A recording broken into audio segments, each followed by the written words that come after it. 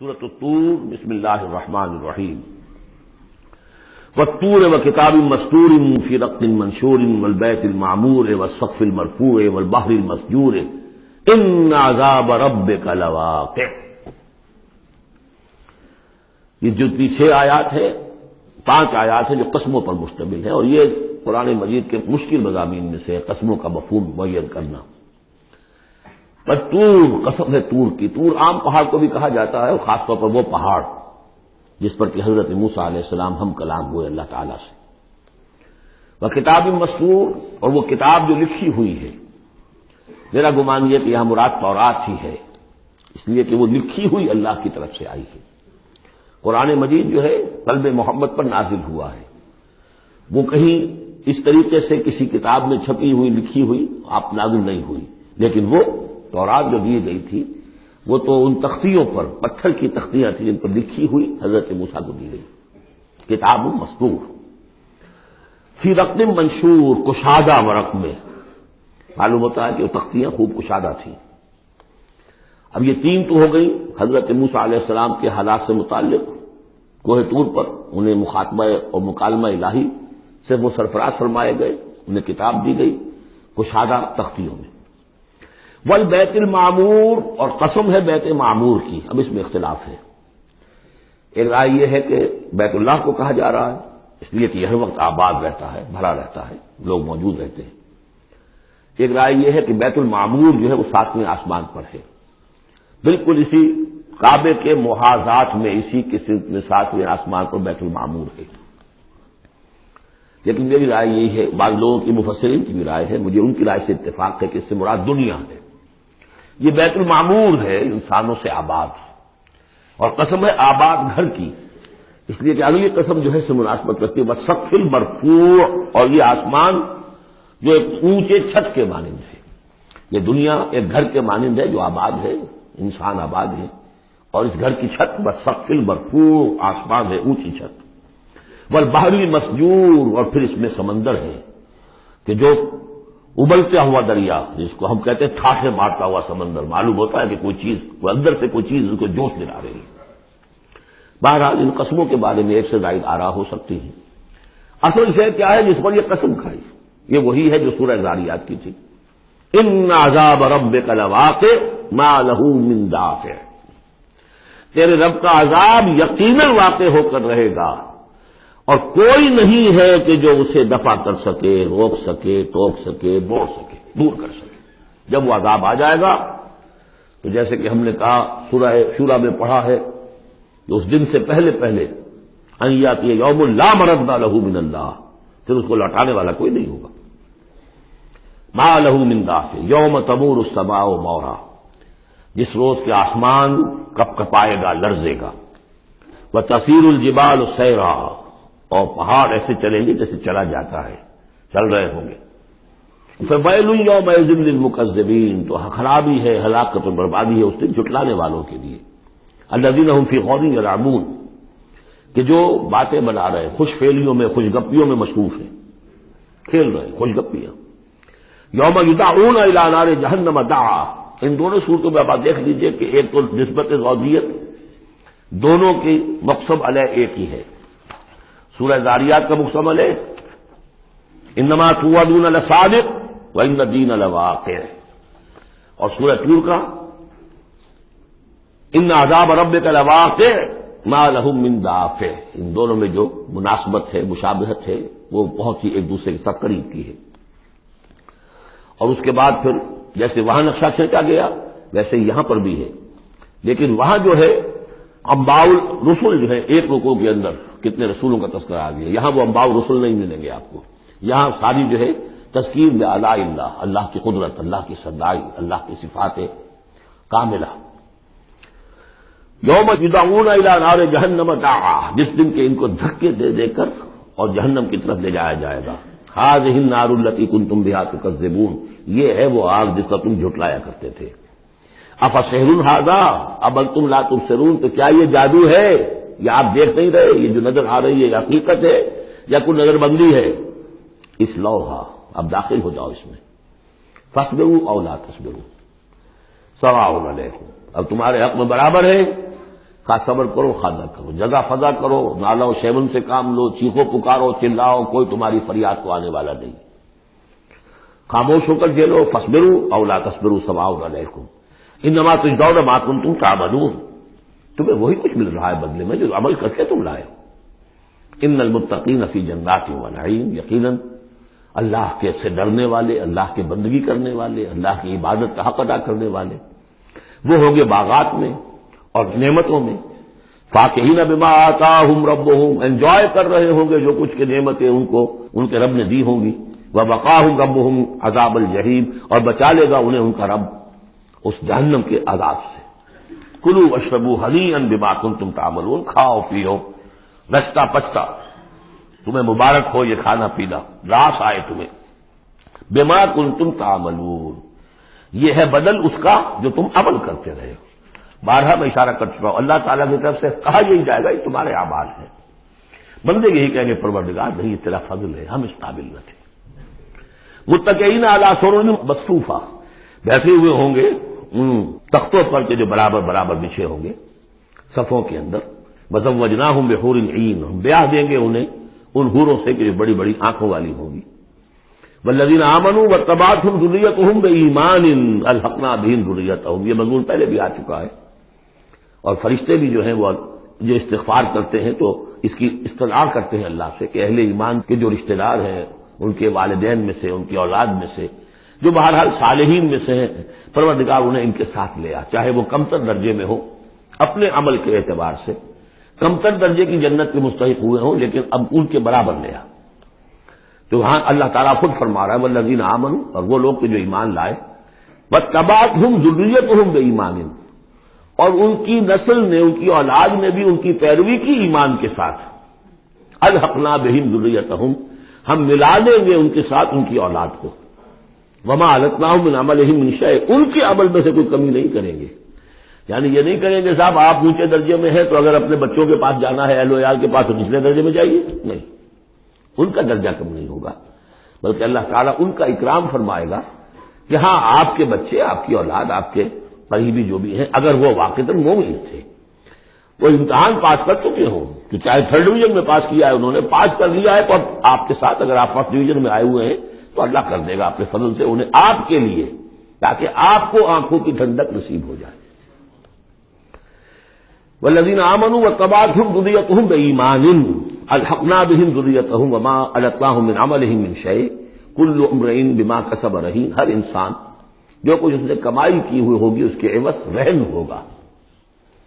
وامددناہم بفاکہۃ ولحم مما یشتہون، اور ہم نے سپلائی لائن ان کی مستقل قائم کی ہوئی ہوگی، پھلوں کی بھی اور گوشت بھی، وہ گوشت جو انہیں پسند ہو، جس چیز کا گوشت چاہے تیتر کا چاہیے، بٹیر کا چاہیے، جو چاہیے حاضر ہے۔ یتنازعون فیہا کأسا لا لغو فیہا ولا تاثیم، وہاں انہیں وہ جام ملیں گے، وہ پیالے ملیں گے جس میں وہ مشروب ہوگا کہ جس میں کوئی لغو بات نہیں ہے، اس میں نہ کوئی بکواس اس کے نتیجے سے انسان پر آتی جیسے کہ شراب دنیا میں پی جاتی ہے، ولا تاثیم، اور نہ کوئی گناہ میں ڈالنے والی بات، لیکن یہ کہ ایک سرور، ایک کیف ہوگا، وہ کیف انہیں مل جائے گا۔ لیکن وہ جنت والے جو ہیں وہ ایک دوسرے سے ذرا جھگڑیں گے، خوش فہمی کرتے ہوئے ایک دوسرے سے وہ دوستانہ انداز میں وہ جام چھینیں گے۔ یتنازعون فیہا کأسا لا لغو فیہا ولا تاثیم ویطوف علیہم غلمان، اور ان پر گردش میں رہیں گے ایسے چھوکرے، ایسے لڑکے، بوائز جنہیں آج کل آپ کہتے ہیں بوائز، تو وہ بوائز ہوں گے وہاں پر بھی، غلمان لہم کانو، وہ ان کے خادم ہوں گے اور ایسے اتنے خوبصورت ہوں گے، کانہم لؤلؤ مکنون، ایسے ہوں گے کہ جیسے موتی ہوں کہ جنہیں غلافوں میں رکھ لیا گیا ہو۔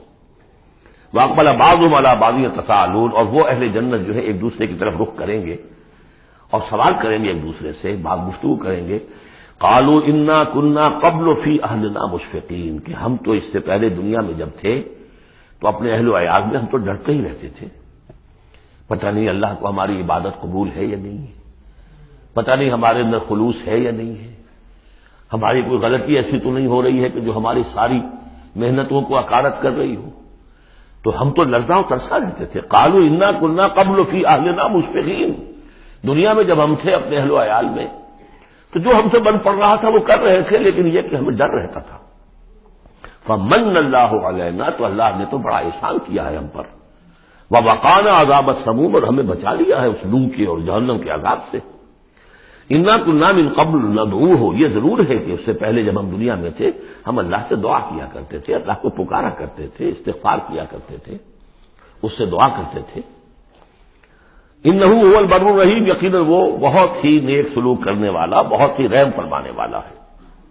فذکر، تو اے نبی آپ تذکیر کرتے رہیے۔ فما انت بنعمت ربک بکاہن ولا مجنون، تو آپ اپنے رب کے نعمت سے، اپنے رب کے فضل و کرم سے نہ کاہن ہے نہ مجنون ہے۔ یہاں بھی دیکھیے وہی اسلوب ہے، خطاب بظاہر حضور سے سنایا جا رہا ہے، اصل میں ان کو جو کہہ رہے تھے آپ کو کاہن یا مجنون یا شاعر، نہیں، آپ اللہ کے فضل سے نہ کاہن ہے نہ مجنون ہے، آپ ان کی باتوں پر نہ جائیے، یہ بے وقوف جو کچھ کہہ رہے ہیں بس سن لیجئے، ایک کان سے سنیے دوسرے سے نکال دیجئے، اپنے کام میں لگے رہیے، تذکیر کرتے رہیے، بالکل وہی بات جو پچھلی صورت میں بھی آ چکی ہے۔ فذکر فإن الذکریٰ تنفع المؤمنین، اہل ایمان کو تو فائدہ پہنچائے گی نا، آپ تذکیر کرتے رہیے، کیا پتا کسی کے دل میں ایمان کی وہ کلی کھلنے ہی والی ہو، کیا پتا ہے، آخر بڑے سے بڑے دشمن بھی تو آپ کے ایسے ہوئے کہ پھر ایمان لے آئے، ایسے لوگ بھی تھے، اور یہ کچھ پتہ نہیں ہوتا۔ حضرت عمر کے بارے میں بھی آتا ہے ایک بہت اہم واقعہ، تو وہی ہے کہ جو ان کی بہن کا قول ہے، جس کے نتیجے میں پھر فوری طور پر جو ہے وہ سمجھیے کہ بند کھل گیا، لیکن اس سے پہلے حضرت عمر کو بڑا شوق تھا کہ اچھا خطبہ ہو اور اچھا کلام سنے، تو ان کے کہنے کے مطابق کبھی کبھی وہ چھپ کر سنتے تھے حضور کی باتیں، حضور کا کلام سنتے تھے، جب رات کو کھڑے ہو کر حضور صحن کعبہ کے اندر کھڑے ہو کر آپ حرم میں نماز پڑھتے ہیں، قرآن پڑھ رہے ہیں، تو چھپ کر سنتے تھے، اور تاکہ یہ کہ وہ لذت جو اس کلام کے اندر ہے، مٹھاس ہے، تو اندر ہی اندر تو وہ جیسے کہ اندر ہی اندر چیز گھر کر رہی تھی۔ ایک وقت میں آیا کہ حضرت فاطمہ بنت زید رضی اللہ تعالی عنہا جو زوجہ تھی حضرت سعید بن زید کی ہمشیرہ، فاطمہ بنت خطاب رضی اللہ تعالی عنہا حضرت عمر کی ہمشیرہ، تو انہوں نے جب یہ کہا کہ عمر چاہے ہمیں ہلاک کر دو، اب ہم اس دین کو چھوڑنے والے نہیں ہیں، تب وہ یوں سمجھیے کہ وہ بند کھل گیا، ایمان لیا۔ فذکر فما انت بنعمت ربک بکاہن ولا مجنون، تو آپ تذکیر کیجئے اور آپ اللہ کے فضل و کرم سے نہ کاہن ہیں نہ مجنون ہیں۔ ام یقولون شاعر نتربص بہ ریب المنون، کیا ان کا کہنا یہ کہ یہ شاعر ہے اور ہم منتظر ہیں اس پر گردش زمانہ کے، زمانے کی گردش کیا دکھاتی ہے، ذرا ویٹ کرو، ویٹ اینڈ سی، پتہ چل جائے گا یہ جو کچھ کہہ رہے ہیں، تو ذرا ابھی جلدی نہ کرو، ایمان مت لاؤ فوراً۔ وہ ایک دوسرے کو اس طریقے سے تھامتے تھے۔ قل تربصوا، کہہ دیجیے اچھا کر لو انتظار، فإنی معکم من المتربصین، تو میں بھی تمہارے ساتھ انتظار کر رہا ہوں۔ ام تامرہم احلامہم ھذا ام ہم قوم طاغون، کیا ان کی عقلیں انہیں یہی کچھ سکھا رہی ہیں، یا یہ کہ یہ جان بوجھ کر طغیان اور سرکشی کر رہے ہیں؟ یہ دو ہی شکلیں تھی نا، کہ یا تو یہ کہ واقعتاً مغالطے میں ہوں اور ان کی عقل میں بات نہیں آ رہی، اور ان کی عقل جو ہے انہیں سکھا رہی ہے کہ نہیں نہیں یہ قابل قبول شے نہیں ہے جو محمد کہہ رہے ہیں، یا یہ کہ اپنی طغیانی اور سرکشی کی وجہ سے، حالانکہ عقل گواہی دے رہی ہے کہ بات ٹھیک ہے، دل اندر سے گواہی دے رہا ہے کہ بات ٹھیک ہے، لیکن اپنی طغیانی اور سرکشی، دریا کو اپنی موج کی طغیانیوں سے کام، کشتی کسی کی پار ہو یا درمیاں رہے، تو یہ جو نفس کی طغیانی ہے اس کی وجہ سے وہ یہ باتیں کر رہے ہیں، یا واقعی ان کی عقل یہ حکم لگا رہی ہے؟ ہم یقولون تقولہ، کیا ان کا کہنا یہ ہے کہ یہ محمد نے خود کہہ لیا ہے؟ تقول باب تفاعل ہے، تکلف کر کے کچھ کہنا، کہ یہ آپ نے کچھ تک بندی کر لی ہے، جوڑ لیا ہے، الفاظ کو جوڑ کر یہ کلام خود موضوع کر لیا ہے۔ ہم یقولون تقولہ بل لا یؤمنون، نہیں یہ ماننے والے نہیں۔ فلیاتوا بحدیث مثلہ ان کانوا صادقین، اگر وہ سچے تو ایسی ہی کوئی اور شے لے آئے، تمہارے اندر بھی تو بڑے بڑے خطیب موجود ہیں، شعراء ہیں، ادیب ہیں، اگر تو یہ واقعتاً محمد نے خود گھڑ لیا ہے، خود تصنیف کیا ہے، تو لے آؤ نا ایسا ہی کلام تم بھی۔ ام خلقوا من غیر شیء ام هم الخالقون، یہ فلسفے کا بڑا گہرا مسئلہ ہے، کیا یہ بغیر کسی کے بنائے خود بن گئے ہیں یا انہوں نے خود اپنے آپ کو پیدا کیا ہے؟ ظاہر بات ہے کسی شے کے لیے دو ہی شکلیں ہیں، کوئی شے کسی کے بنائے بغیر خود بخود تو نہیں بنتی۔ اب اگر یہ جانتے ہیں کہ ہم نے خود تو اپنے آپ کو بنایا نہیں، یا تو ہم خود بنے ہوتے ہیں، خود بنایا ہوتا، تو اب کسی اور کے بنائے بغیر کیسے بن گئے؟ تو کوئی اور ہے جس نے ہمیں بنایا ہے۔ ام خلقوا من غیر شیء، کیا یہ کسی کے بنائے بغیر بن گئے؟ ام ہم الخالقون، یا اگر اللہ کا انکار کر رہے ہیں تو کیا یہ اس کے مدعی ہے کہ وہ خود ہے پیدا کرنے والے؟ ام خلق السماوات والارض، اچھا اپنے آپ کو چھوڑے کہ آسمان اور زمین انہوں نے بنائے؟ بل لا یوقنون، لیکن کیا کیا جائے، یہ حقائق ہیں دو اور دو چار کی طرح کے مسلم حقائق ہیں، لیکن یہ کہ وہ ماننے والے نہیں ہیں، یقین نہیں کرتے۔ ام عندہم خزائن ربک ام ہم المسیطرون، کیا ان کے ہاتھ میں ہے، ان کے قبضہ قدرت میں ہے آپ کے رب کے خزانے؟ وہ جو کہا تھا انہوں نے کہ کسی بڑے آدمی کے پاس، بڑے چودھری سرمایہ دار کسی سردار کے پاس یہ وحی آئی ہوتی ہے اگر اللہ نے بھیجنی تھی تو۔ یہ بنو ہاشم کا یتیم جس کے پاس کوئی سرمایہ نہیں، کوئی اثاثہ نہیں، نہ ہی مکے کی ہائرارکی جو تھی وہاں کی اس میں کوئی عہدہ تھا، حضور کے پاس کوئی عہدہ نہیں تھا۔ بہت بڑا عہدہ حضرت ابوبکر کے پاس تھا، قتل کے مقدمات کا وہ فیصلہ کرتے تھے کہ فلاں مقتول کا خون بہا کتنا ہوگا، اور ٹرائبل جو سسٹم ہوتا ہے، ٹرائبل لائف میں سب سے زیادہ سینسٹیو ایشو یہ ہوتا ہے طے کرنا کہ کسی مقتول کا خون بہا کتنا ہوگا، اور یہ عہدہ حضرت ابوبکر کے پاس تھا۔ وہ سرمایہ دار بھی تھے، 40,000 درہم کا ان کا سرمایہ تھا اس وقت جب وہ ایمان لائے ہیں، جس میں کہ جب گئے ہیں حضور کے ساتھ ہجرت پر تو کچھ نہیں چھوڑا گھر میں، اگر کچھ تھا تو وہ لے کر ساتھ گئے کہ راستے میں جو ضرورت پیش آئے گی حضور کے ساتھ، کچھ نہیں چھوڑا، حالانکہ خاندان کو چھوڑ کر گئے۔